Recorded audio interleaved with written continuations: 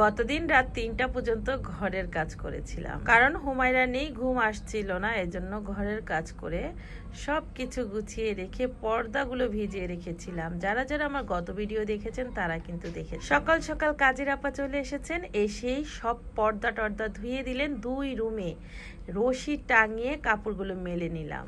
এইদিকে আমারও ব্যাগ গুছানো শেষ। আমি এখন বেরিয়ে পড়বো হুমায়রার বাসায় যাওয়ার জন্য। হুমায়রার বাসা বলতে হুমায়রা নুন্নুমায়ের বাসা, তো হুমায়রা ওইখানেই চলে যাব এখন। আমি জন্য রেডি শেডি হয়ে ব্যাগপত্র সব গুছিয়ে নিয়েছি, আর সকাল সকাল সব কাজকর্ম শেষ করে নিয়েছি। এদিকে কিন্তু বাইরেও একটু বৃষ্টি হয়েছিল, তারপরও ছিল প্রচন্ড গরম।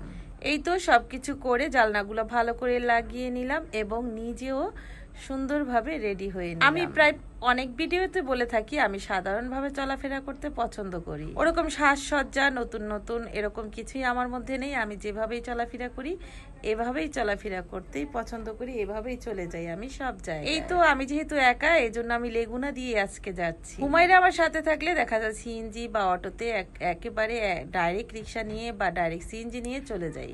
কিন্তু আজকে যেহেতু আমি একা, সেক্ষেত্রে একাই আমি যাত্রাবাড়ি পর্যন্ত রিক্সা দিয়ে গিয়েছি। তারপরে আমি লেগুনা দিয়ে স্ট্যান্ডে নেমেছি, ওইখান থেকে অটো দিয়ে বাসা চলে এসেছি। বর্তমানে এখনো কিন্তু আমি আপুর বাসাতেই আছি। এখন বাজে ভয়েস দিচ্ছি তখন 12:30, রাত 12:30।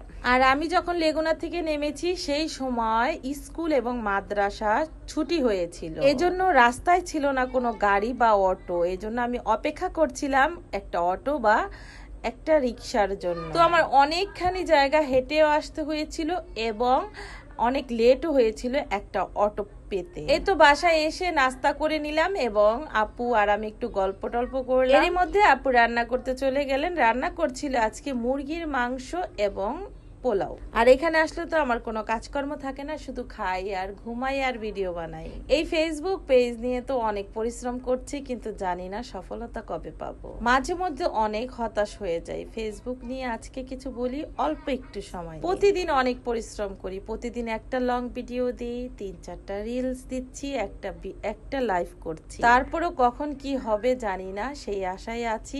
আর আমরা যারা যারা ফেসবুক পেজ চালাচ্ছি তারা সবাই ধৈর্য ধারণ করে কাজ করে যাচ্ছি।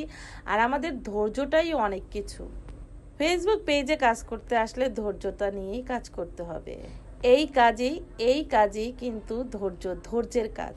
ধৈর্য ধরে কাজ করতে থাকুন এবং কাজ করতে থাকি, এক সময় না এক সময় আল্লাহ সফলতা দান করবে। আর ধৈর্যশীলকে আল্লাহ পছন্দ করেন, ধৈর্যের ফল খুবই মিষ্টি হয়। তো সেই মিষ্টি খাওয়ার অপেক্ষাই করেন আর বেশি বেশি ধৈর্য ধারণ করেন, বেশি বেশি কাজ করে যান। এক সময় না এক সময় সফলতা চলে আসবে ইনশাআল্লাহ। এদিকে তো খাওয়া দাওয়া শেষ করে ফেলেছিলাম, কারণ আজকে অনেক লেট হয়ে গিয়েছিল আপুর রান্না করতে করতে। তো খাওয়া দাওয়া শেষ করে এখন দেখলাম যে বাহিরে কি সুন্দর মুরগি হাঁটছে, খুব ভালো লাগছিল মুরগিগুলো দেখতে। সেটাও একটু ভিডিও করে নিয়েছি। আজকে ছোট্ট একটা ভিডিও আপনাদের সাথে শেয়ার করলাম। কেমন লাগলো জানাতে ভুলবেন না।